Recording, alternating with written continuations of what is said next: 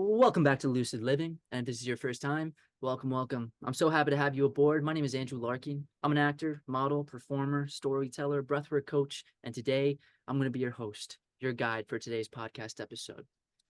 All right, my friends. Today we have a really special guest. This is like an OG friend. It's like crazy because it wasn't like OG from like childhood, but it was like when we met in college, it felt like we'd known each other forever. And I'm so excited to have her on today. It's going to be such an amazing conversation. But before we introduce our guest, let's start with some nice, deep, intentional breathing. Today we'll do a 4-2-6 breath. So as we're going to inhale for 4, we're going to hold for 2, and we're going to exhale for 6. When we exhale longer than our inhale, it channels the parasympathetic, which is that rest and recover, nice and calms the body down. So whether this is your morning, your afternoon, or your night, it just brings a little presence of mind and it just a calm and serenity and peace to your day. And as we breathe, we're going to inhale through the nose. And as we inhale, we're going to expand the belly outwards like you're filling up a water balloon nice and big for 4 seconds, and then hold it for 2. And then you're going to exhale out the mouth. The belly's going to come back to your center. Let it all go. And we're going to do that 3 times. So if you don't mind, take this moment for you, and you can follow along with my counting.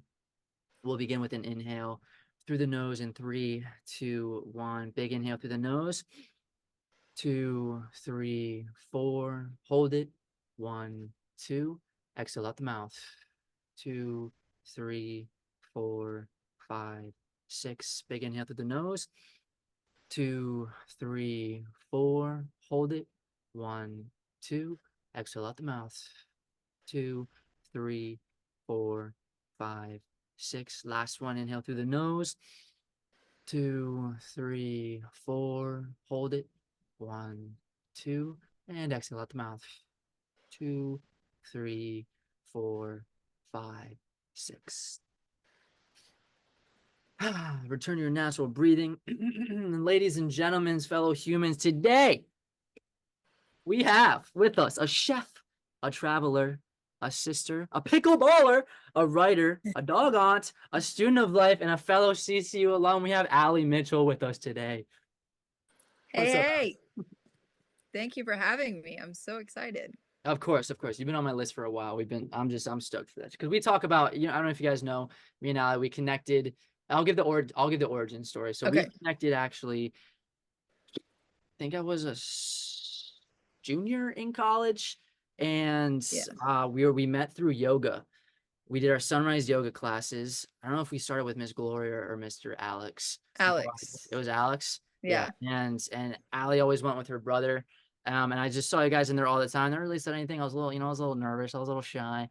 And I was working at Starbucks at the time. And then Allie would come in to Starbucks and do her work because you're a very studious, very smart woman. And it was just kind of from constant seeing each other. Eventually we went to like the very healthy dining hall. Shout out. What is that? What was that one called again? Chauncey's. Chauncey's. Shout out Chauncey's Choice. And you invited me to sit with you guys for lunch, and the rest is history. And just having conversations about life, about art, about just nature and just travel, like everything. And we're gonna channel all that in for today, so the audience gets just a little glimpse, just a little taste of the soul of Allie Mitchell. It's very exciting. It's very exciting. That was a beautiful story from how we met. That I'd forgotten about how many times I saw you in Starbucks. Because for me, it was, I think I've told you this before, but when we started going to Sunrise Yoga, I had gone a couple times just by myself. Mm-hmm. And I was trying to talk Cage into going, my brother. Oh, that's right. And he had just started at Coastal. And I was like, there's another guy in there. Like, there's someone else. If you need a guy to feel good, like to go. And that was you. And then he was like, well, he's super. You didn't tell me he was super cool, too. I was like, yeah. So that was very fun. I was a sophomore. So it's been about, I guess, about 5 years now that we've known each other. Yeah. But you're right. It does feel like much, much longer than that. Mm-hmm. Yeah. Amazing. All right, Allie. So we start off every podcast episode with just let the audience know where you are in this, like geographically right now, but also, I mean, mentally, emotionally, spiritually, how you're feeling in this particular season of life. Yeah. So I am currently living in Columbia, South Carolina, so the capital. I'm from North Myrtle, though I'm actually in North Myrtle Beach right now. A bunch of my family's in town. So I am back and forth all around South Carolina for work as well. I work in pharma. So I am up and down the road in the car, which gives me lots of think time, lots of podcast time to listen to your podcast, Andrew, and many others.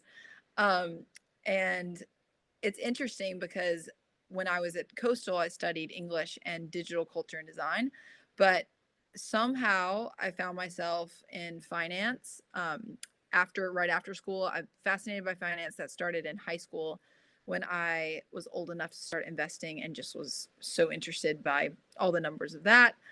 Was in finance, was in media for a while, and just wanted something different after COVID. And so I found myself in sales, and now I'm loving it. And while it's a little different than my nutritionist background, I'm finding a way to work for a company that provides help for patients who need certain medications, but also coming at it from the holistic approach, because I definitely think that preventative is the best form of medicine in any way. So I am feeling very blessed to be in a position where I can build my own schedule and have time to cook healthy meals, make sure I hit my sauna at least 2 times a week. The number one way to detox the body Mhm. from everything that we're exposed to throughout the week.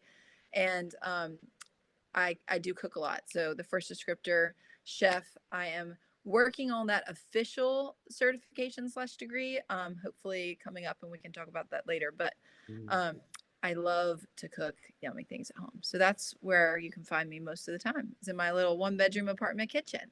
Awesome sauce. It's a very nice apartment. Very nice apartment. And yeah, yours is a Swiss Army knife. You do it all. It's so exciting. We're gonna dive into all of that right now. So now we dive into a little bit of the past. I always find as I mean, you're the same way. We like to go deep in things. And I think as you connect with people and you start talking about their childhood, or people start opening up about their childhood, about what they've been through, really kind of is like a veil under the rug of who they are, and you start making sense and putting things together as to like what makes someone tick, and why they are the way that they are, why they act, why they move, the way that they are, and it really starts from like that whole story. So I'm gonna ask a loaded question here, but I'm opening the floor. So in your own words, if you want to share kind of the Allie Mitchell story from like the not like the first memory, but what was life like, um, right from the beginning. Family members, I always find Yeah. that you have like the best parents in the world. And I always find that children like us, we're so, especially those young ages, are such mirrors of our parents, and we take in so much, so many of their beliefs, so many of just how they act, how they react to situations. And it's such an important thing. So like, what are your parents like? What was childhood like? What are your likes, your dislikes? And then what was it going to middle school and or your homeschool, with like the schooling system, and Yeah. then going to college, and then just everything, kind of the ups and downs, the twists and turns, the beautiful synchronicities of life. So in your own words, if you could share kind of like your story of life, um, Yeah. take it away. I love loaded questions, Andrew. You know that. Yeah, yeah. So let's see. My earliest memories are really early, actually. I remember when Cage, I have 2 younger brothers. And that is one of the reasons I chose this sister description. It is one of the things I truly think I was put on earth to be, is a big sister. Mm, And so I remember when my mother was at the hospital with Cage, and we picked up, my grandparents took me to the store to pick up balloons, Oreos, and flowers for my mother. And I remember insisting that I have my I'm a big sister now shirt on. That was one of my first memories, which actually it ties into something I've been doing recently, which is going through family home videos with my parents on mhm, family night, which we still try to do whenever we can get everyone together. And that was on film. I was like, I knew I remember that, because sometimes you see a photo enough and you think it's a memory, and it's actually just the photo that you've created memories around. But I actually remember that. So that was one of my earliest memories, as well as just being completely unhinged as a child. Like, in these family home videos, I'm some of the dance moves. could rival Oh many, yeah. many people. I am just, I mean, I never had clothes on.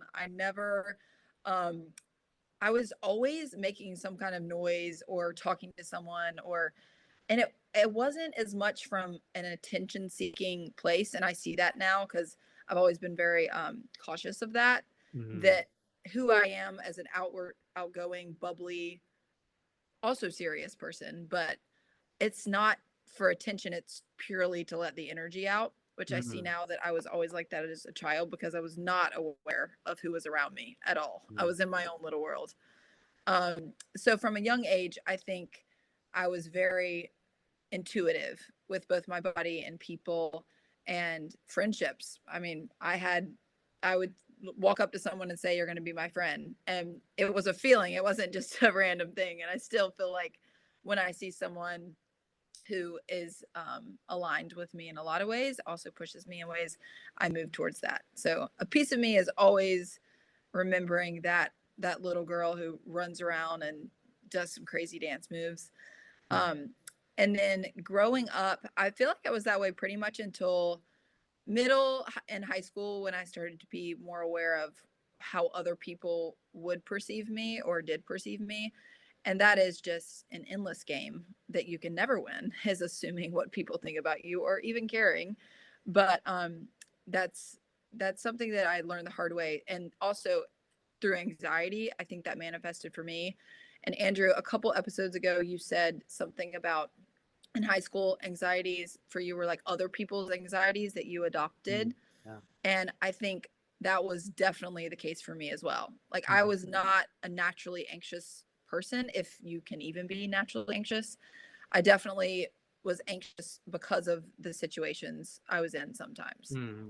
Um, so throughout high school, battled that while playing three sports. I played soccer, volleyball, and ran cross country.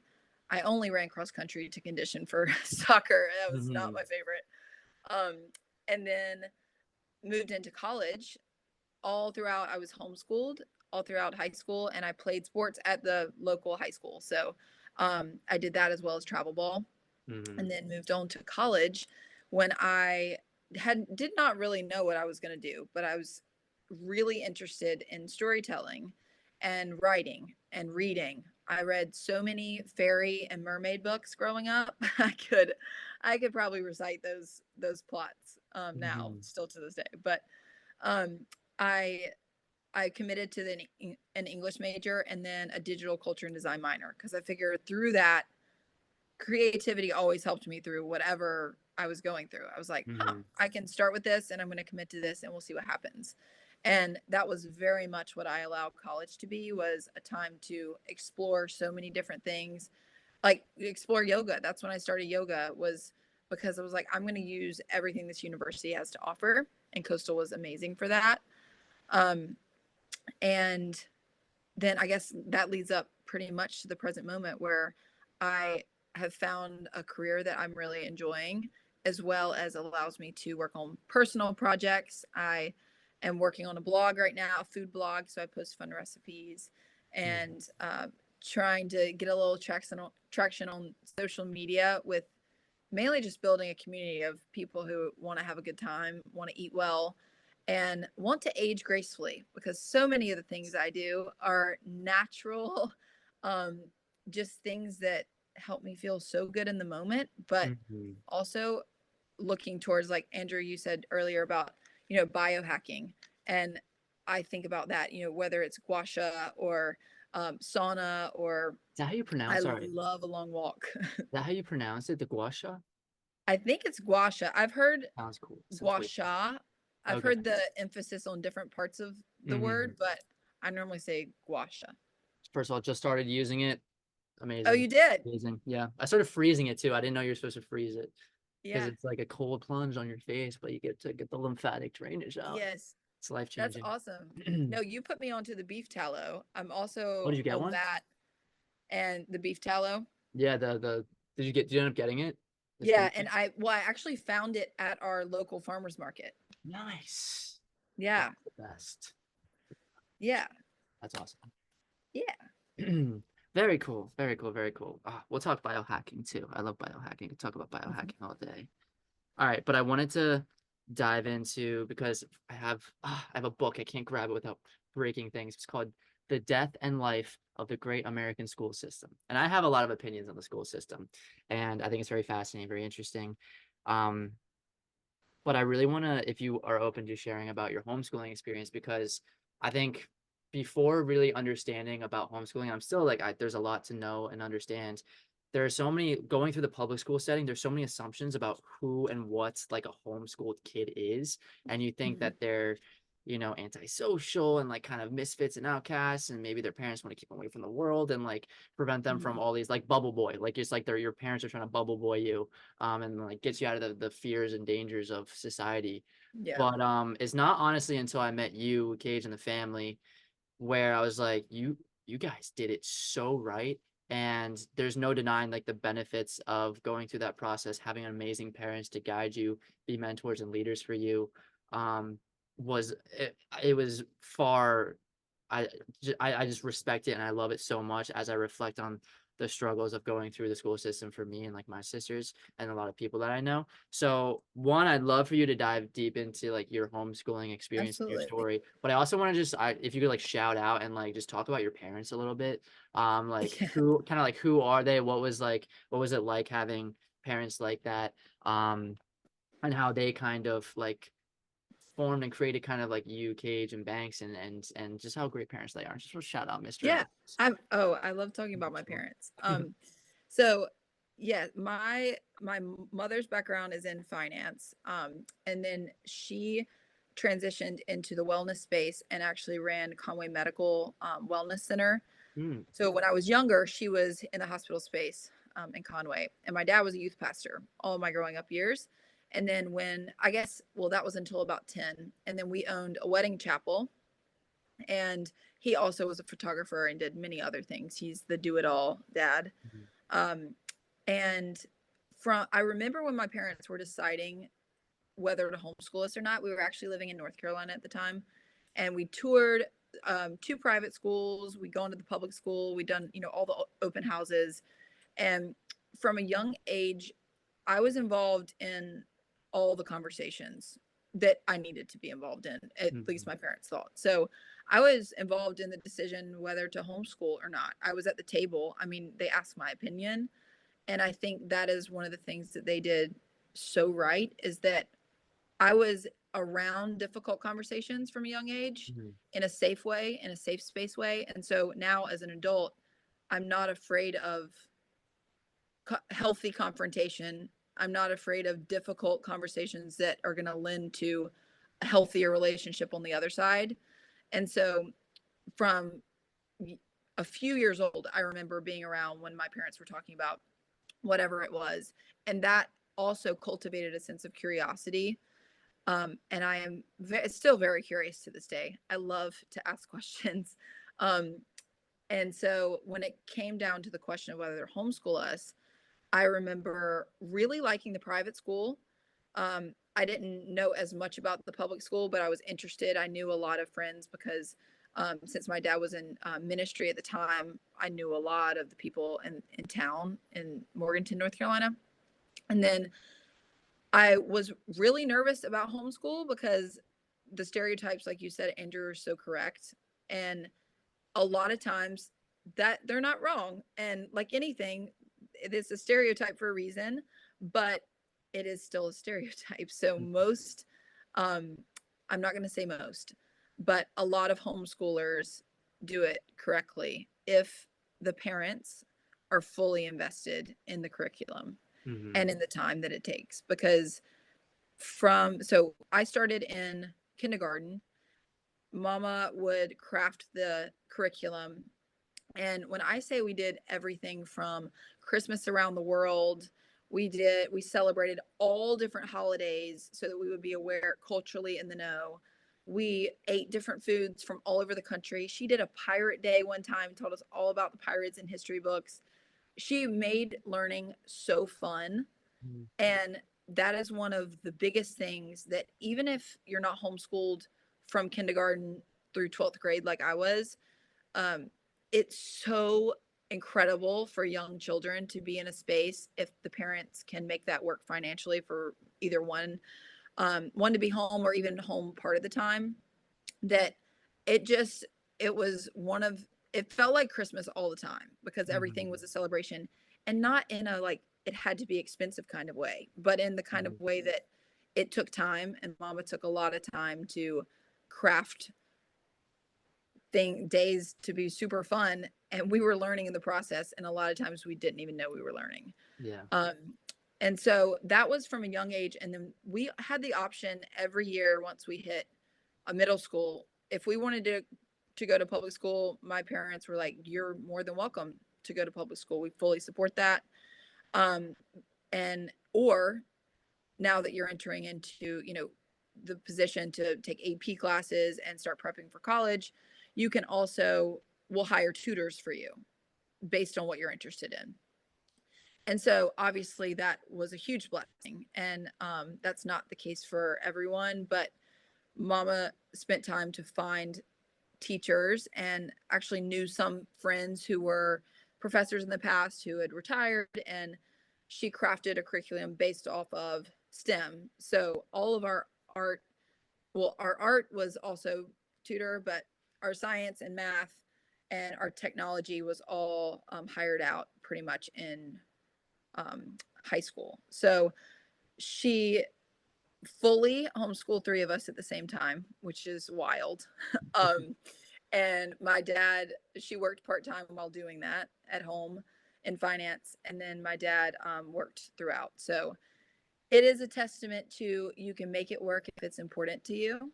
And like you said, Andrew, it's something to ask a lot of questions about because there are a lot of homeschool families who don't do it correctly. And I can say that from being homeschooled, I think safely.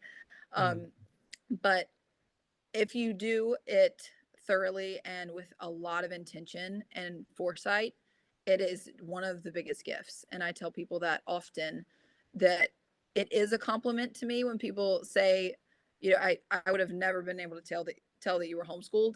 It's Mhm. also a compliment to me when it's recognized that I was homeschooled, and that it's impressive what I've been able to accomplish because of it. So I think bringing awareness to it being done right is very important. And I I don't know if I homeschool my kids one day, but it's definitely something that will be a conversation when that time comes because it was the biggest gift my parents have given me.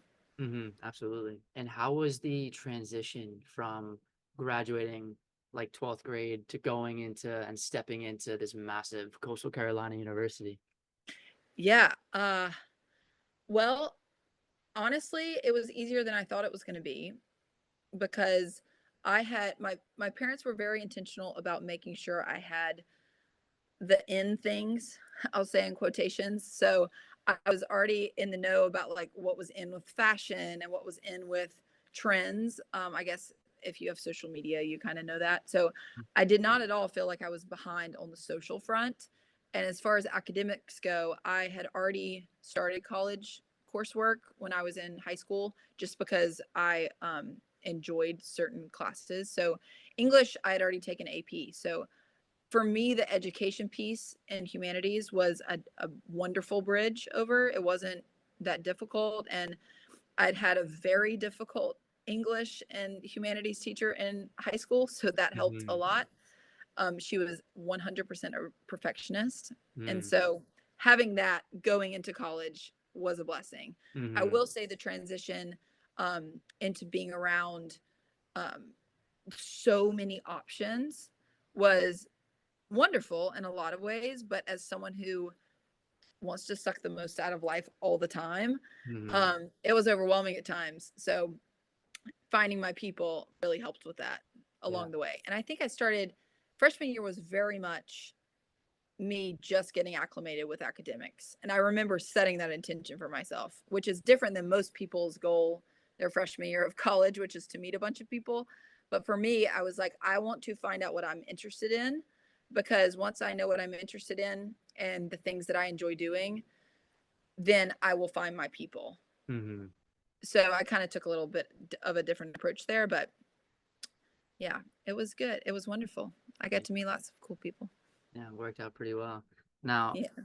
one of the coolest things, just in connecting with you, and then you being so open to allowing me a slice of life into the Mitchell, family. It's been really cool because I've been able to bring my little sister down. And Mhm. every summer it's like a thing. We go and we visit the Mitchell family, and you guys are so Yeah. welcoming. And the family component, I know you've talked about this, but you can't deny when you're around it that you feel the connection. And for people who might not have the strongest of families, it's like you see this is as you guys are such a model of like such a beautifully crafted family, and you're so into each other's lives and you support each other so deeply. And yeah, just the core family value is it, you can feel it miles and miles away. And it's so cool for my sister for me to honestly experience that, because Mhm. again, my family's not scattered and broken in many ways, but it's like we don't have that. And like I had few friends, Mhm. or honestly few experiences where I've really felt like a true loving, like real authentic like family environment. So it's like been such a blessing for me to experience that vicariously, like through you, and seeing that, but then also being able to bring my sister into the Mitchell family. And it's just so cool. So I don't even know if I have a question here, but just what does like family mean to you? And Yeah. has it been a value like your entire life? Because I know you had talked about not like staying like homegrown, like you grew up with like your grandmother, yeah, like very close by, and she was always in your life. So I guess, yeah, what does family mean to you, and the importance of family and community and connection? Yeah. I think family is a term that I'm redefining all the time, Mm, but the things that stay the same for me is that it's a non-negotiable that you reach out to your loved ones. mm, I have a very busy life, very busy schedule, and so I schedule it in my calendar. I literally have calendar reminders to reach out to my grandparents, mm, um, a couple times a week, and it doesn't have to be much. It can be a text, it can be a call. Um, so being intentional about making routines to stay close to the people who raised you, because whether you know it or not, they really helped raise you most of the time, like in some way or another, a grandparent, an aunt and uncle. So as far as extended family goes, I definitely make it a point to reach out as much as I can. But as far as immediate family goes, I you can ask my brothers, but I have been the most involved sister, sometimes probably more than they want me to be. mm, Um, but I I never feel more proud of anything in life than when I'm watching my brothers do something that they love. And I think that started from a young age because I was able to root for them, and being able to pull yourself out of what's going on in your head and your body and be so thrilled to just know someone. It doesn't just have to be a brother sister bond, but for me, it has been the first time you know, I've, it's a true love kind of thing with the siblings. And you have siblings, there's nothing that compares to the bond that you have with your sisters. mm, And so for me, when something matters that much to you, you make a point to reach out and find little ways to say thank you. I was blessed enough to have Cage at Coastal with me for 2 years. And so we were able to commute together some days, and I was able to introduce him to all my friends, and then later him create his own friends, and then me be introduced to those friends. Um, so mm, just staying close through, whether it's text, call, um, letters, reminders, a simple Venmo like, "Hey, go buy yourself a sub." I love that one, especially since my brothers are big and love to eat. mm, um, and then my brother Banks is 2 years younger than Cage, and he works harder than anyone I've ever met, and he also has just the kindest heart, and we're a lot alike. And so while we butt heads a lot when we were younger, I see so much of the motivation and the discipline that my mother has um, reflected to us in both of mm, them, and just telling them. I guess all of that to say, tell your siblings that you love them. To this day, before I get off the phone, I um, say I love you, and they say I love you first, and we mm, say I love you too. And it doesn't, if you're not an I love you family, it can also be a dude, I appreciate you, or you mm, rock, or whatever you're comfortable with. But um, I think letting them know is the biggest way that I have stayed present in their lives, is even when they don't reciprocate, or people and family in general don't reciprocate. Mhm. It has nothing to do with me. And this is something that I remind myself often. If someone's rude, or if someone's, road rage at me or whatever, something's going on in their life, or something's behind the curtain that I don't know. But it's my job to just say, you got it, keep going. Mhm. So I think that answered your question, Andrew. Yeah. I mean, that was I'm gonna text my sister after this. I mean, Yeah. I should call her. I should call her. I should call her. Yeah. But it's like that's such a great reminder because I think just it's hard nowadays to maintain relationships. I was having a Yeah. conversation the other day, or it was like a woman was asking like me and my one friend is like, is it like what is it like? I don't know if it's different for guys or girls, but like she was having a lot of falling outs with friends. Hmm. Like big things that were gonna happen. It's like I'm never gonna talk to you again. And me and my buddy were kind of just like we've never really had like falling outs, like where it's like I never want to see you and I have animosity for you in my heart. It's more of like we just forget to talk to each other and then distance kind of does its thing and it's not Yeah. unless you're like in high school it's like you're with each other every day because you got to go to class, you got to go to practice. When you're Yeah. working with the same people you're around them all the time and it's easier to do that, but it's really challenging once you start doing your own thing. Like even I mean like for you like going from um North Myrtle Beach to now being in Columbia, like you're not like Hmm. worlds away, but it's still a distance. And without Yeah. intention and without taking the active effort to reach out, it just kind of just you kind of everyone you both get stuck in your own routines and then you kind of just forget and then it's like oh yeah, how are they doing, and you kind of just so Yeah.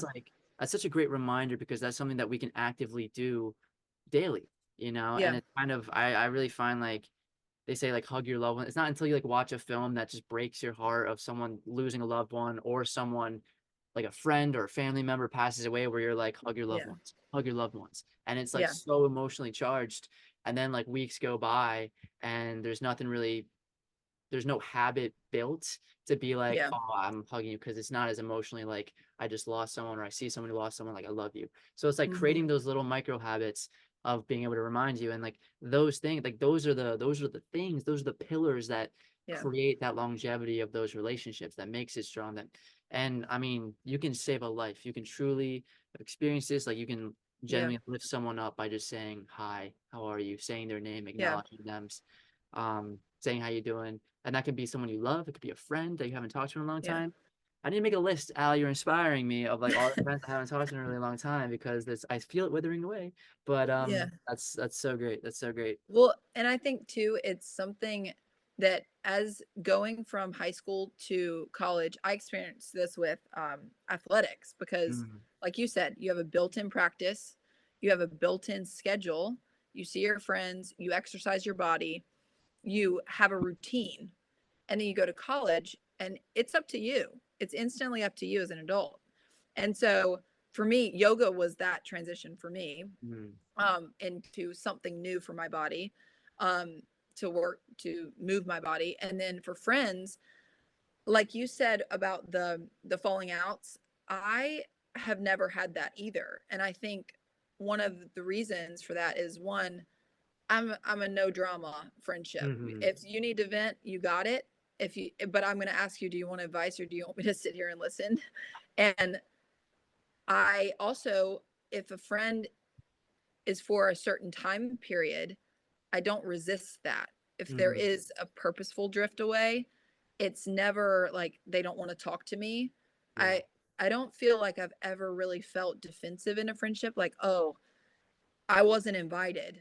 Mm-hmm, Or of course there's a level of, FOMO or jealousy in very small moments, but it's also it has to be your responsibility. And I feel this deeply, that it is our responsibility to build the reactions, like build the self-talk when something like that happens. Like, let's say all of your friends go out without you. Your initial thought, because we're human, is going to be, wow, they must not like me, I wasn't invited. Or the dialogue could be, everyone's busy, maybe they forgot.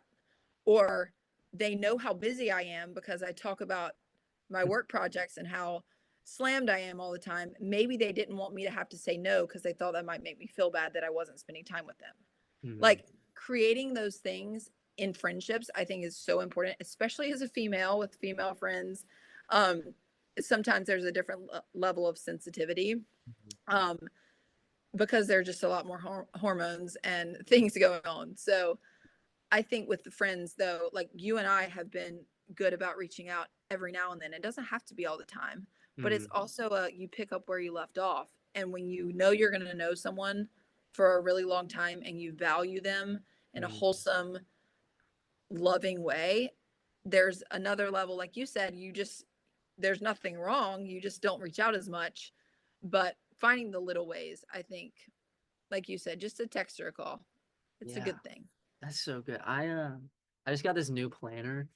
Really excited about Oh, it. And there's like there's a space for like underneath it where it can say act of kindness, but I might change it to actually like implement this because I always find like unless you like write it down or really set it like a schedule, like you said, of doing it, like having a reminder in your phone, it's so easy to kind of just so I'm gonna start writing down like just reach out to one person a week. And I hear that all the time, but it's like it's not until you do it, yeah. and then it sticks. But Well, and Andrew, you'll appreciate this. I just redid my calendar from, I've had the coastal email calendar since college.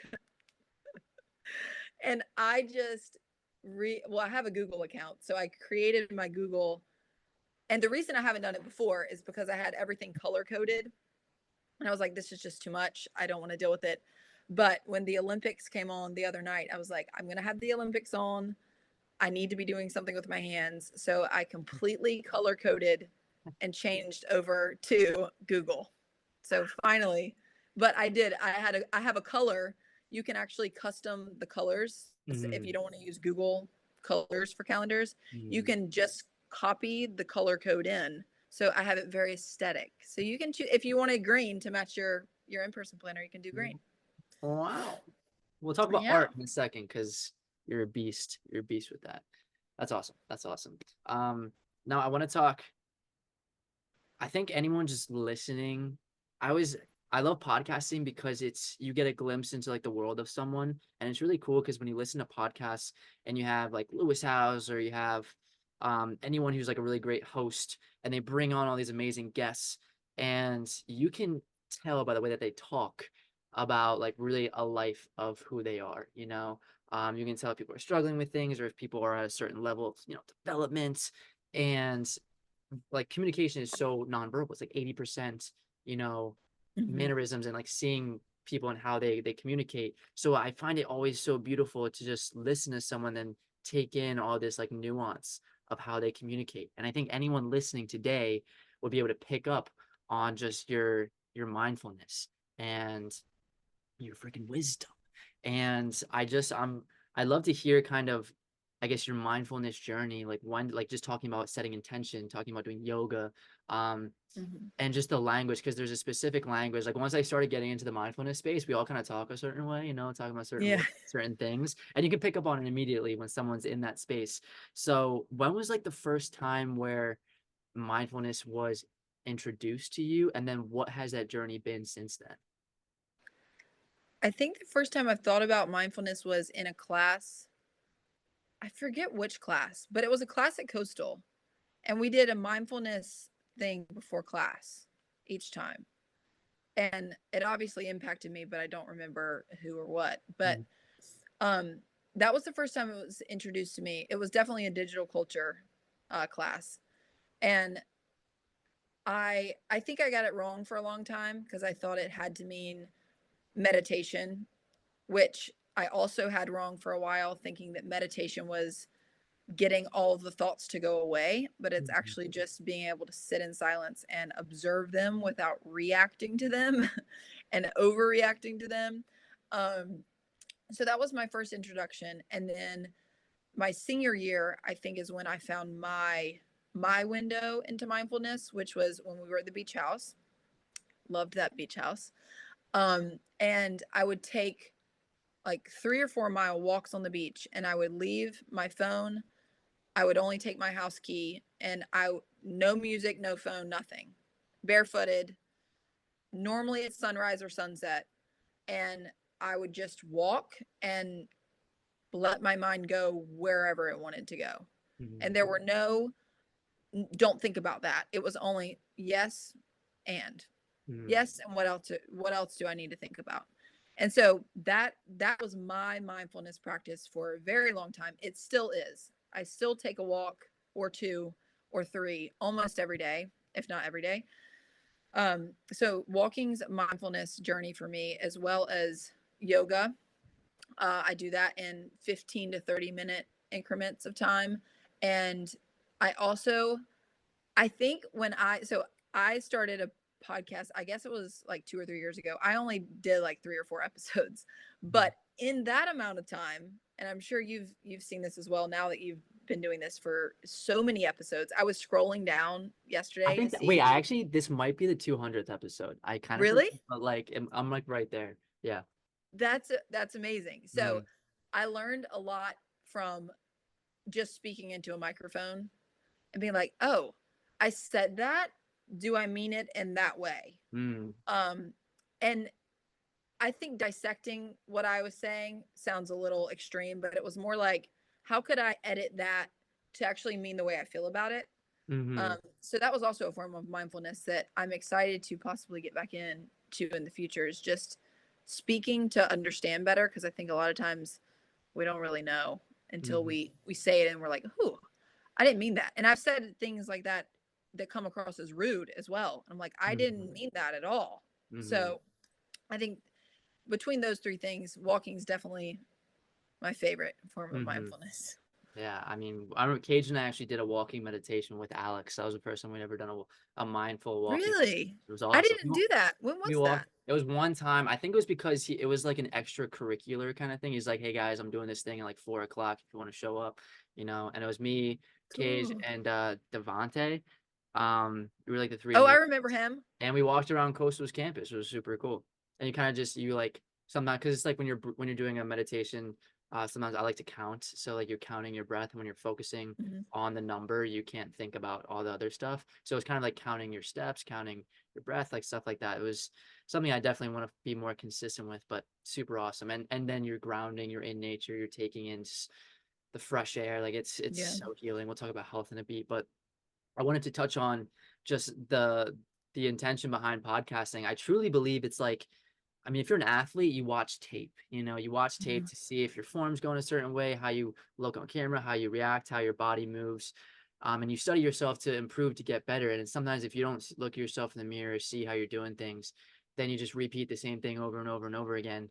And doing a podcast, my older sister knocks me every once in a while because she's like, Angie, you got to monetize it. You got to like, leverage this. I'm finally being consistent, take advantage of it. But I'm always just like, I'm doing this for me, and I'm Yeah. studying myself every time I talk into this thing. I'm in my mind also monitoring what I say. I'm kind of counting how many likes and ums I use. Mhm. And I remember when I was really young, I I always never thought I was articulate. I remember when I was like 16 years old, I was so lost. I was 16 or 17. I would go to the park, I would look up at the stars, and I would just vent, to the stars. And I remember just saying, I am feeling all these things, and I don't know how to say it. I don't know how to actually verbalize the Mhm. things I'm feeling. And I just never thought I was very articulate. And I think that lent itself to like, I didn't think I was smart. And then I kind of just went through this whole journey of realizing that we can grow, we can learn, we can evolve, and be the thing that we maybe didn't think we were through active practice and intention. Mhm. And I read a book about a guy talking about that where he didn't think he was smart, and he just was working and working and working and working. And he ended up at some point, like 2 years later, after working on that affirmation, saying, I am smart. I think he said, I'm a genius and I apply my wisdom. He said that over and over and over again. And then one time they were in like a study hall with some math course where he's with his peers, and his peers are just like, you are a freaking genius. And it just hit him like a light bulb. And I was like, oh my Oh, God. that's so And awesome. he just created that for himself. And I've kind of feel like I've gone through that journey, but podcasting has been one of the fastest ways through that, and getting into acting, getting into like entertaining. Whereas we're going to be doing this kind of for a living. And it's just a great way to flex that muscle and like be aware of where the voice is coming from in my mouth. Sometimes I get like really lazy. I'm like super vocal fry down here. And then sometimes Mhm. I slur my words. So it's been a constant journey. And I really, because Lewis Howes he's a legendary entrepreneur and podcast host, and he talks about, if you go back to his first episode, it's just like not it, and where he's at now is amazing, and it just lends itself to the growth mindset Mm-hmm. of just doing something consistently over time. We can change anything, and we can grow and do so many amazing things in so many different ways. And in the beginning, before I even started doing interviews, it was just like I was just talking into the void. I had ideas, and I had voice memos. I was like, let's just get it out there. Maybe if someone Mm-hmm. receives it and hears it and it's what they need to hear in that moment, that's great. But it was like, I just want to work on articulating ideas. And it's just been Yeah. a really cool journey. And it really is like mindful, because you're full of mind. Yeah. Some that, and it was cool too, because I'm like, you go off on a tangent, and then you, in the beginning, it's kind of hard to get back. It's almost like Yeah. it's a muscle. And as I've just done more and more talking, you kind of can go off on a tangent like I'm doing right now, and you're able to find your way back. And I was Yeah. like, it's just a skill. It's just a Yeah. skill. That's all it is. Um, and it's really cool. It's really cool. And I do follow the podcast. What is it? It's something the lines. What is it called It again? was writing the line, Writing the but I line. think I'm gonna, if I start it, I shouldn't say if, I should say when, because I do Mhm. want to do it. Um, I might rename it. It might just be Mhm. something a little more simple. We'll see. We'll see. We'll see. I'm a fan. I'm a listener. I'm a subscriber. So whenever it comes out, I'll be sharing. All right. Enough about me. Now I want to dive into health. We talked about a little bit of Okay. biohacking. I know you talked about nutrition. We talked about movement. So tell me about health, because you're working like in the pharmaceutical industry as well. So there's so many different layers to like holistic health, and you talked about bringing like a holistic approach and a preventative approach to it. Mhm. So just what tell me about like your health, if you went through a health journey that got you to, because I always find that the people who change the world in the health industry are the ones that like went through it, and their why is so strong because they struggled so much, and then that propels them to bring knowledge to, so other people don't have to suffer and struggle. It's Yeah. kind of like what I went through. So if you went through a Yeah. health journey at all, or just how you approach health in today right now. Yeah. Uh, so I guess I've started to be aware of health. Well, I guess it's like most things. It starts with, for me, whenever I got a phone, social media, 14, 15-ish, was the first time I remember being aware of my body, because as a kid growing up, it's like I put on clothes, I go outside, I go play, I come home, I shower, I go to bed. Like I was never aware of my body in like a I need to change it kind of way. Mhm. And so when I hit middle school, I would say even when it was high school, I think middle school I still wasn't thinking about it. So high school was when the first time I was aware of my body and the way that like my legs touched this place, or the way my arm looked from a certain angle, like the things that teenage girls think about. And so with that came Google searches on what to eat if I want to look this way or whatever. And so I started experimenting with different diet fads, I guess you could say, while masking it that I was doing it because I was a three sport athlete and wanted to be the healthiest version of myself. Mhm. So I was, juicing, I was eating vegan for a while, which ended up, and this isn't the case for all vegans, of course, Mhm. but for me, I did not do it in the correct way. And I was anemic afterwards. And had some other health things, but I Mhm. was also overworking my body. So I learned the hard way through experimenting with a bunch of different diets that nutrition is there's a level of moderation with nutrition. There's also so much more than food, which if you would have told me that years ago, I would have been like, no, it's about what you eat and it's about the exercise that you do to work off the food, because food is fuel. My body's a machine. Like I truly was like, I'm eating for enjoyment, but also sometimes emotionally, but mostly for function. And so it wasn't until, and I battled the on and off and the how I view my body versus I think I'm healthy, but I know internally that I'm really not, until about halfway through college into like my senior year. I was really building a new foundation for what I was defining as health. And that started with stretching, and then it moved to yoga. Then I started eating better and not thinking about how many calories were on my plate, but how I felt after the meal. And you and I have talked about this a lot too, like the gratitude for the food before. And I mean, I grew up praying before meals, thanking God for the food, the hands that prepared it, bless this food to our bodies. But I never really thought about what that meant to me until, a few years ago. And so looking at health as I'm thankful for this. This is a gift that I have food on my plate. This is a gift that I even have an option for what I'm eating. Um, I shifted my scarcity mindset of how little can I eat to look a certain way to I want how can I want an abundant life in all these areas and yet deprive myself of the pure essence of what it means to live? Mm. And once I realized that, I then started diving into other health um, outlets. So that's when I started being interested in low intensity movement, walking, yoga, Pilates, still running a little bit because that was in little amounts, that was a release for me. Also, completely not getting on my phone for hours at a time, doing things that had nothing to do with technology, going outside, um, finding little ways to get out of my head about that kind of thing.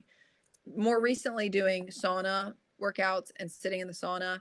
Um, I will love to have a cold plunge one day.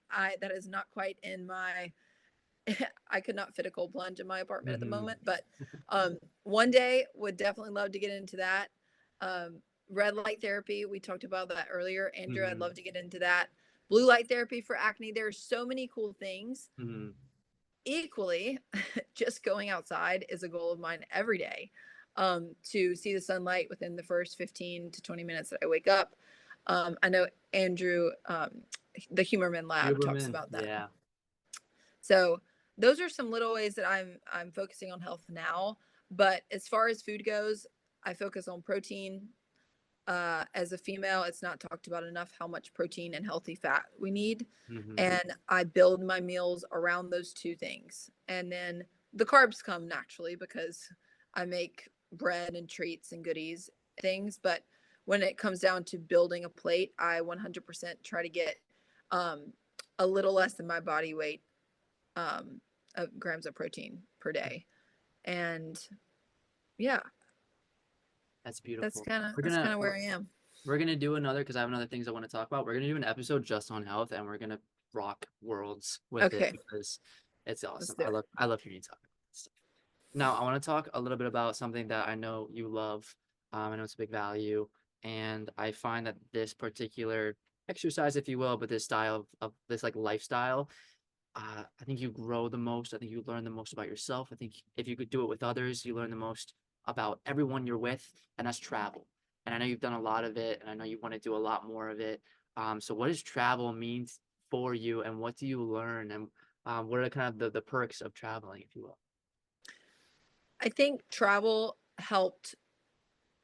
I'm not going to say cure anxiety, but it is the number one thing that helped me look at fear as a powerful thing and as an indicator for pushing me towards things that I truly want. Mm-hmm. Because, fun fact, most of the things we're scared of are the things that are either meant for us or that we deeply desire. And Mm. so I, through travel and through going internationally, like through going abroad multiple times, alone, also with brother, family, um, I've been able to prove to myself that I can navigate by myself. I can trust myself to build a plan, an agenda, um, all the transportation I need to get anywhere. I can feed myself. I can um, meet people. The people that you meet when you're traveling, they're just, it's the most special thing because you're not most likely going to know them for a long time, but they will always have a place in the storybook. And Mm-hmm. I think that also helped, going back to the friendship conversation from earlier, that helped put in perspective to me that people are putting your life for a minute or a lifetime. And while those might feel like they have different weights on the scale, a lot of times they're just as needed, one to the other. Mm-hmm. So it's given me really cool friendships all over the world and helped a lot with anxiety, and just it's so cool to talk about. I would so much rather save up for a trip and be able to share that with my friends and share pictures and or go with them than talk about the most recent drama or stuff happening in the news. So Mm-hmm. I think it's just Yeah. I pick that over other things to spend my Mm-hmm. money on for sure. Yeah. And I think it's really important to kind of like there is a reality, like it's tricky because I can talk about my experience traveling, but I sit in the shoes of a white man, Yeah. and I can't deny the heartbreaking reality of what it's like to walk through the shoes of a woman, especially as you travel, and there's so much fear. There's so much fear because there's so many horror stories of what happens if you travel, by yourself and you are a woman and there are predators out there.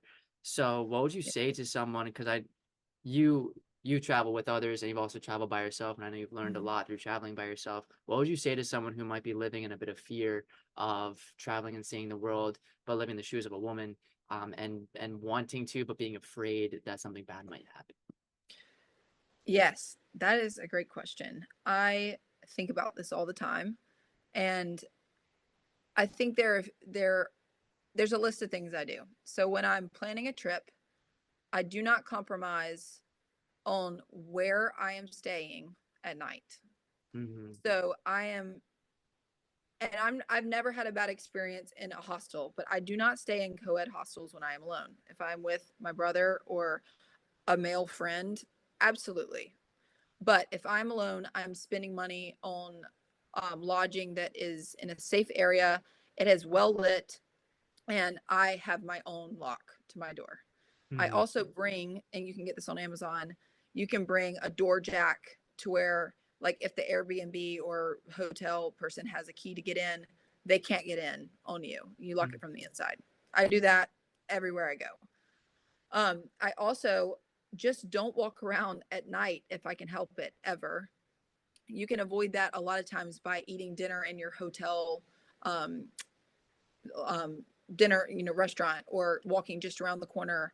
And also fake phone calls. I fake Mm-hmm. phone calls Wow. all the time. So if I'm walking up to where I'm staying, I'm I'm saying, oh yeah, Jeremy, I'm on the way up right now. I'll see you in just a second. Make sure you unlock the door for me. Mm-hmm. So I'm headed towards someone, obviously a man, or you can say honey or act like you're talking to a partner or whatever you need to do to feel safe. Um, I do that in Ubers as well when I travel Mm-hmm. or transportation. If someone's like moving closer to me or looking at me in a weird way, I will act like I'm receiving a phone call, and I will say, oh yeah, like I'm at this bus stop right now. I will be there in, 2 stops and can't wait to see you. I'll look for you right when I get off the train. Um, you can also actually call if you're in a place that has service. Mm-hmm. I've talked to my mom and my brothers many times while I'm walking at night, um, just to be safe. I never walk with AirPods or earphones ever. I'm always aware. I use mirrors and windows as safety precautions. So I'm always, it might look like I'm looking at myself, but I'm actually looking to see if anyone's behind me, in mirrors or um, anything around me. I'm always just super aware all Mm-hmm. the time who's around me, what car's behind me. And it is a sad reality that this is what takes up a lot of my mind when I travel. But at Mm-hmm. the same time, it's necessary. And I think there are things that we can absolutely do and that make us feel better. Never 100%, but definitely better. Mm-hmm. And that's something, Andrew, actually, I should make a whole list of that Yeah, you could put to that. help You should make a people. blog post about that because people would tune in. Yeah. That's great. I didn't even think. I thought you were gonna. That was so beautiful. I didn't think you were like gonna have all those lined up. That was just great advice for anyone listening because that's tactical. Sometimes like we give all this great advice and it's like very etheric, but that's like things anyone listening can do that. And honestly, I Yeah. should start doing that, even though I am a dude, because my sister's terrified for me every time I travel by myself. Oh, no, Andrew, you definitely You should. should get the Airbnb lock and Yeah. I have a small taser. Like there, I mean, pepper Jeez. spray. I'm sorry. I'm we're past pepper spray. Yeah. Hot take, but where are the tasers, ladies? Like we need something else Yeah. that I mean, have your pepper spray, but we need a little boost. Have you ever So had to use it before? Has anything ever no, happened? Thankfully. no, I have not Or had to use it. angels. Yes. I, There's also a level, the last thing, and I'll mentally add this to my list as well. Is there's a level of confidence that is required when you travel alone. yeah. You simply must act like you live there and know the place like the back of your hand. Mm, There is a level of acting. Um, when I go places that I am quite nervous to go to, I walk head up, obviously no earphones. I walk, I don't look around like I'm looking where I'm going. I just make a turn. And then if I took the wrong turn, I turn around. mm, Um, and if I ever feel unsafe, I immediately leave because your intuition is normally not wrong about those kinds of things. yeah. Absolutely. 101. You need to make a blog post about it. I'm sharing it with all my friends. I'm sending my sister. Okay. My sisters need to hear this genuinely. Yes, absolutely. All right, and lastly, I mean, I guess we could literally talk about this stuff for hours. And again, we're gonna do another episode where we're gonna dive Yes. deep into all the goods, all the fruits of the labor. I want to talk about art because again, those of you who don't know, when I was in college, I had a really cool apartment and I had friends over. Allie was one of them. Drink a little bit of wine, get our paints out, and do a little painting. You know, the best way to pass time. And if anyone ever makes it to the Mitchell household, the art is just incredible. And I know even in your apartment, like art is, I know it's such a big part of life. And just, I feel like art is such a beautiful, it's one of like the coolest, the best words because it's charged. Like words carry such weight and connotation and it's kind of what we put on it, but art is so like mercurial. It's so art is almost like you say the word and it just like becomes art. Like it's there's everything is art in its own way. And I just love to hear your relationship with art, what art means to you. There's different kinds of art. Dance is art, food is art, design is art, drawing is art, like communication is art. Like art is, it's so cool, it's so nuanced, it's massive, but just like what does art make you feel? Like what kind of art do you love to do? What does it mean to Yeah. you? Art has always gone hand in hand with everything. Like it going back to homeschool and education, art was always in parallel with other studies.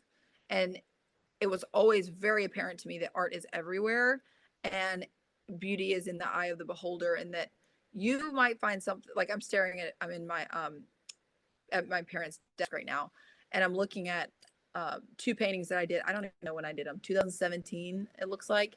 They're aspen trees. And I barely even remember doing those. And so I think art finds us in really cool places and then it reminds us of that phase we were in when we conducted it. So like Andrew, what you were saying about when we were at the beach house, I painted really amoeba-ish abstract Mm-hmm. art that had some fine line work in it. It was very structured with shapes. I also had two collections purely inspired by the beach and the lifeguards and the people on the beach. Mm-hmm. Um, and so I think art can be so many things, and it teaches us that we do not have to choose. Like when you asked me for my descriptors, I love that you were like 5 to 10 or more, like whatever you want. And art is the same way. It's like you can do a portrait that is extremely detailed. You can also go paint your body and roll around on the canvas in the Mm-hmm. same afternoon. And I love that. It gives us the freedom to perform that art act, but then to take that in other areas of our life, like business or, a job or a relationship, and to not take it so seriously.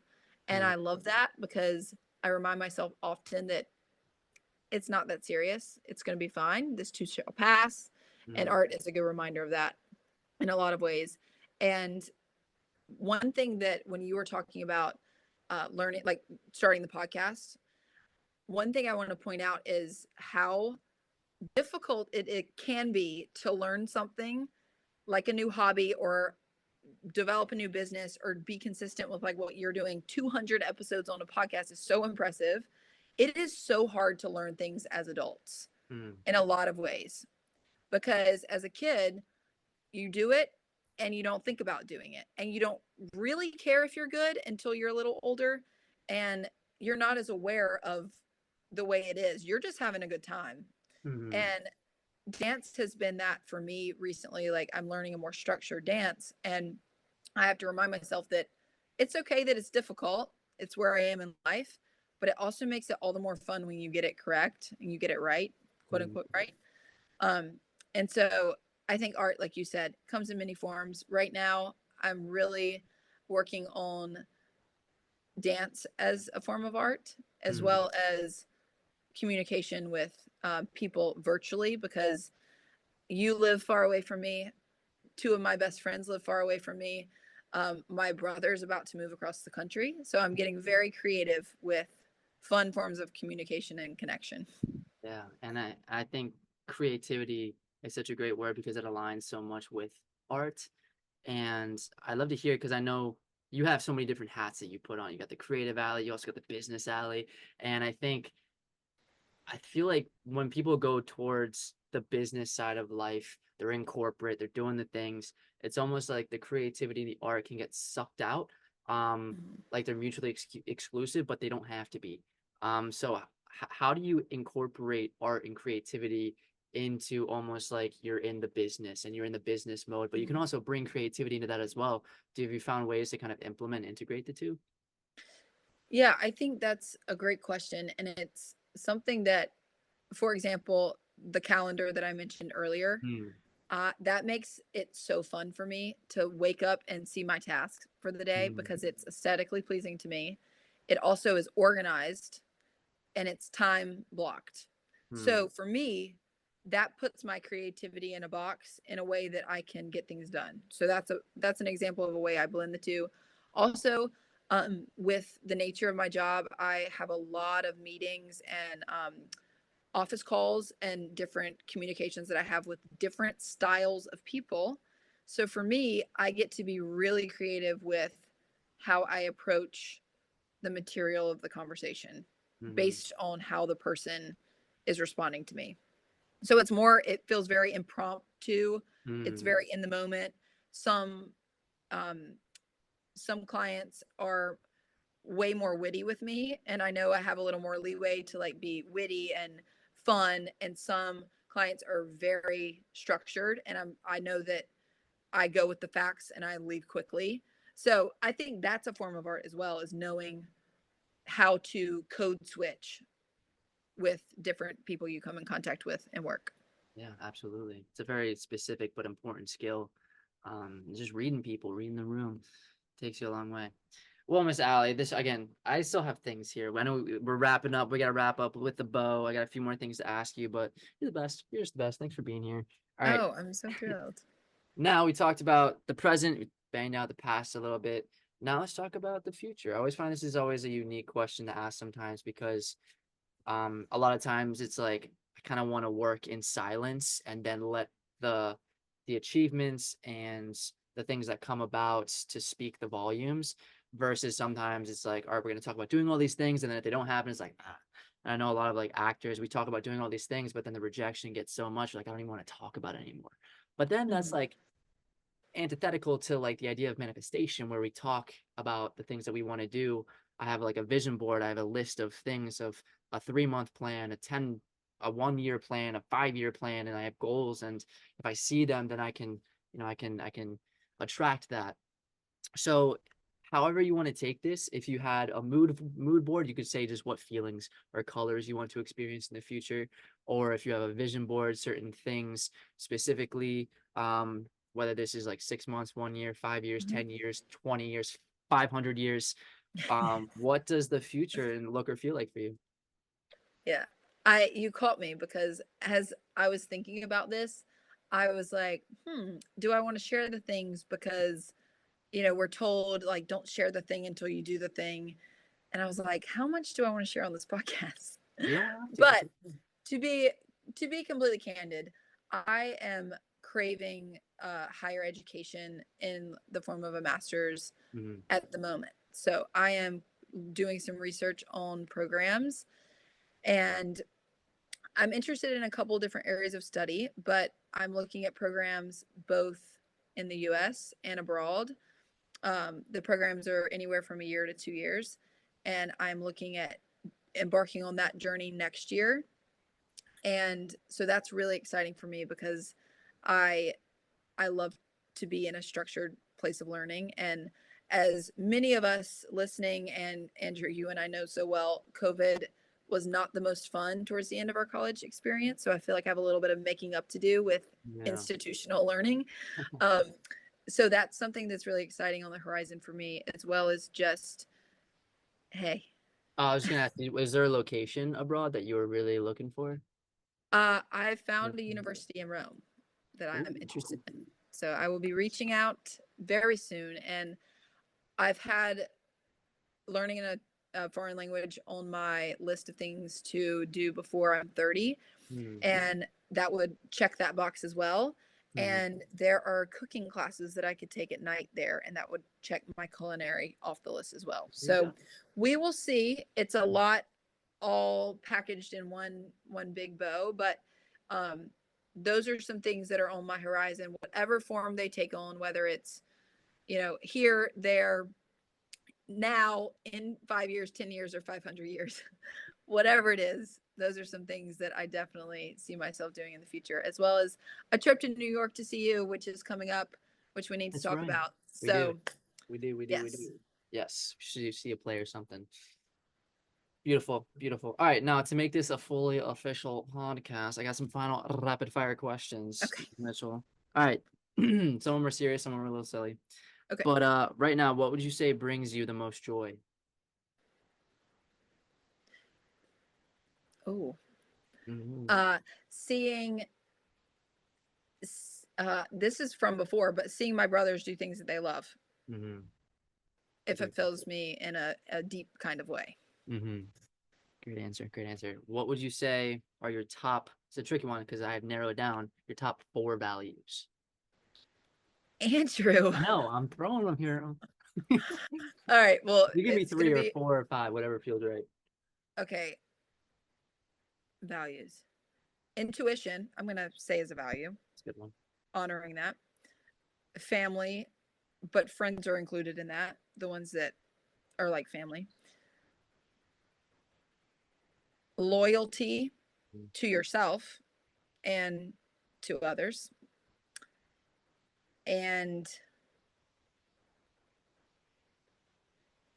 seeking balance. Does that count? Yeah, balance. Yeah. Balance? Okay. Great answer. You crushed We'll that. go with that. I shouldn't question that. We're going to go with balance. There we Balance. go. Ding, ding, ding. Beautiful. All right. Now, what is your spirit animal? Swan.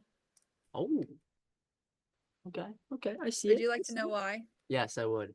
Okay. So this conversation has happened a couple years ago. Corey and I were talking about this, and I was like, I have to have a spirit animal because people talk about astrology all the time, and I'm like, I would rather just have a spirit animal that I can plaster everywhere, and it's like an insider thing. So a swan, because they can sit pretty, they can be responsible, they can nest, um, they can prune.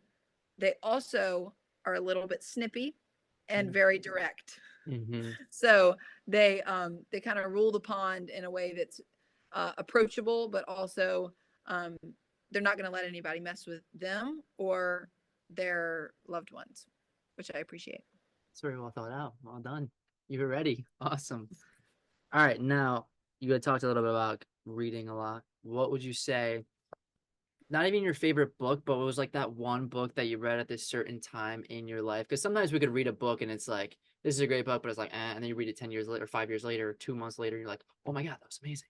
So what was like, was there like that one book that you read that just like hit at a certain time in your life and it was just like all made sense? It was just like, yes, that was the best book ever. Have you ever had that experience? Big Magic, Elizabeth Gilbert. You're gonna say it. So good. It's so good. It's so You good. knew that one. I'm gonna get. I don't know It's where my so copy good. went. I reference that all the time. It's so good. I need to reread it. I I do really too. do, because it's been 5, 6, 7 years. We should do like a book club thing where it's like we start reading it and we give ourselves a deadline and then we talk about it. Because I've always Let's wanted do to do that. that. Let's do it before you leave. I have a lot of books on my queue. Oh, I have you this also have really other cool. things to read. Yeah, this yeah, I got maybe afterwards. Yeah. You know. Yeah, we'll look forward to it after. Yeah, cool. All right, great answer. Great answer. Okay, now talking about mentors, public figures. Are there any public figures that you really looked up to or do look up to at this moment? Jacqueline Kennedy. Oh, tell me more. Fun fact about me, have read every, like the mainstream books written about her. I've read all of them. I have also listened to all of the interviews that were released right after her death, um, that were recorded about a year after JFK was assassinated. Mm, I find her fascinating. I think she presents with such grit and grace, and did. She transformed the way that first ladies were viewed by Americans, mm, citizens. And while I don't agree with all of the family political dynamics, that's separate from me looking up to her for the qualities that she valued, which were learning. She knew over like 5+ languages. She read all the time. She was the backbone to many, many speeches that JFK gave. And I just think she is gorgeous and so fascinating. great answer. I'm gonna do some more research. Okie dokie. Celebrity crush. Oh, celebrity Dwayne Johnson. Dwayne the Rock Johnson. What's was there tell me more, tell me more. I don't even know where that came from. I've never thought about him as a celebrity crush, but I think he is one of the most impressive people, and I smile every time I see his Instagram videos, and I think his cheat days or treat days he calls them, I think, are so fun. And I just like, if a celebrity crush means you get to go on a fun date with someone, it Hmm. means I would want to go on a date with him. I feel like he'd be a blast. Okay. You saved it. That was a good answer. That was a good answer. Okay, any recurring, because this is like lucid living and it kind of like ties into lucid dreaming. Mm-hmm. And I just thought about this question. I've never asked anyone this, but have you ever had any recurring dreams? Yes. Can you tell? I Okay, you it's don't have not to. a good dream. I'm curious. Okay. It started when I was about 6. I had it for a couple years, and I was in a bathing suit running through the Arctic, hopping on ice patches and diving in the water, being chased by a brown bear. Hmm. And I was laughing the entire time. It was quite terrifying. That's pretty And awesome. it lasted a very long time. I mean, I had a lot of stamina in those dreams. I ran a long time. Yeah, that's awesome. All right, we're almost there, I promise. Now you talked about dance, you talked about a little bit of drawing, painting, art, you work design. There are a lot of different forms of creative expression in the arsenal of Allie Mitchell. What would you say? I know this is a sin of a question to ask, but I'm going to ask it anyways. What is your favorite form of creative expression? Ooh, cooking for other people. What was like what do you have a signature dish? A signature Allie Mitchell? The thing that I've been able to spread the most love recently with has been bread, but Well, that's right. um I just treated myself to a big girl purchase with a KitchenAid mixer. Oh, So I read in a design magazine a couple months ago that every room needs something that's red. mm, Don't know why, it just like makes everything make sense apparently. no. And I think it's true because I ordered a passion red KitchenAid mixer, and my kitchen feels complete now. So I will be making some other dishes, and maybe I will have a signature one to update you on the next podcast. Very nice. We're looking forward to it. Okay, I'm almost there. Biohacking hacks. I want you to give me one that you think is like your favorite, everyone should do. And then I want you to give me one that's like a super off-beaten path, one that you don't think anyone knows that you're like Ooh. recommends. Sauna, everyone needs to do. Mm-hmm. Like, number one. 2 times a week for an hour each time, or 3 times a week, 40 minutes ish. Okay. That is, from the studies that I've read, that is like the sweet spot. Obviously, you can do more. Make sure you take your electrolytes. I take them every morning because otherwise you get a little dizzy. Off the beaten path one. Scalp massaging. Like for scalp massaging. It's like, it has to do with the nervous system and helping regulate that. Do you have one of those I do not, things? but I have the smaller bamboo one that I do when I do a hair mask or something. I always do that on my scalp. Okay, that's very nice. Yeah, no, we it's weird. It's like, you know what I'm talking about though, right? Yeah. It's got the metal things and it's like an octopus sucking your head Yeah. off. It is the most satisfying thing. And it only works when someone else does it. I don't know why, but it's like when someone else does it for you, it's heaven. It's heaven. That's a great That's kind of like do you have the like I got it for my back, the muscle massage guns. That would be helpful for you. That would be helpful. My dad, we used to have one when I was really young. I don't know where it went though. I don't know where it went. Yeah. Yeah. I got one for Cage and my dad, and that it helps with pickleball recovery. There you go. Real priorities there. Yeah. I love that. I love that. All right. Now, finally, people, maybe someone's listening to this, maybe they're 16 years old, going through this phase of life and trying to figure out what to do next. Or maybe they're just going through, they're just a little lost. You know, they're confused, social media, all these expectations and obligations, and it's just really challenging. Well, what kind of life advice, what advice would you give to someone who's kind of going through a tough time right now? It's cool to care. Like, it's really cool to be a caring person. And I think a lot of times the world tries to show us that it's more important to be popular or impressive in certain ways, or conventionally beautiful, or whatever it is. But I think to be the most beautiful people inside and out care about the little things and the big things. And if you can keep that for yourself, I think you have a beautiful life and you meet amazing people. Yeah, small acts of kindness. Well done, beautiful. All right, Allie, this has been such an honor. I'm so It was so blessed. fun. So blessed. This is so great. I love having conversations with you all day, every day. But before we let you go, could you just let the audience know, where can we find you? Where can we support you on this journey of life? Yes. I have a question for you first. Hit me. If I may.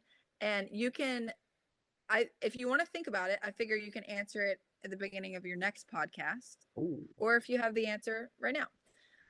So if you could time travel backwards and audition for any show or movie, what would it be and what role would you want to play? Oh, so I would play one of the characters. Wait, so how old would I be if I did that? Like, I would be my age right now? You would be your age right now, but you would go back in time, like any show or movie you can think of, and be able to audition for that role. Oh my gosh. And, So and part of me, like, my initial reaction was going back to that 70s show and audition for like Ashton Kutcher's role, because I freaking love Michael Kelso, but at the same time, I don't think anyone else should ever play Michael Kelso outside of Ashton Kutcher. It's like, that's so good. Oh, okay, that's a good one. See, I have that's a great question, because I've thought about things like I would want to do something like this, you know, like I want to do a Fool's Gold movie, but like I wouldn't trade McConaughey, I wouldn't trade Paul Walker at all. Okay, I'm gonna sleep on this, Allie. You're gonna keep me up at night. Okay, sleep on it, and also don't think about it like you're taking the place. Think of it like you beat them to it. Oh, that's a good answer. That's a good question. It's a good question. Tune in next week to find out. Tune in next week to find out. That'll be dropping on Monday. Let me write that down. Well, back in time. Back in time. Okay. Okay. Now, thank you. Thank you. Um, Yes. Where to find me? yes. Um, I am Allie Mitchell, spelled ALLIEMITCHELL on Instagram. It has 2 underscores before it. Um, you can always just go to Andrew's page though and search who he follows.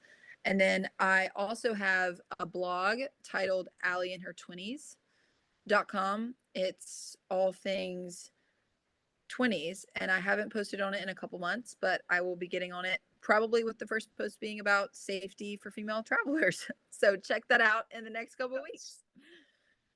Perfect. Beautiful. I'm excited. I'm looking forward to it. I'm looking forward to it. All right. And I truthfully, I never know how to wrap these things up in a really pretty way. I'm kind of just like, but like I've never seen Smart List. They always wrap it up with like a bye. I don't know what to do yet. So I'm gonna take some notes, or if you have any ideas of how to I, fully just say goodbye to the world. I have one. Attraversiamo. It means to cross over. Attraversiamo. Attraversiamo. I learned Attraversiamo. that in Eat, Pray, Love. Oh, there you go. That's another. And it's literally means to cross over. So it's like we're crossing over into the next thing before the next episode. Okay. An idea. You don't have to use Can we it. give it a You can shot? discard We it. should say it at the same time. Okay. You're a little lagged. So, okay. This might be No, tricky. go ahead. Do Okay. your, all right. 3, 2, 1. Attraversiamo. Attraversiano.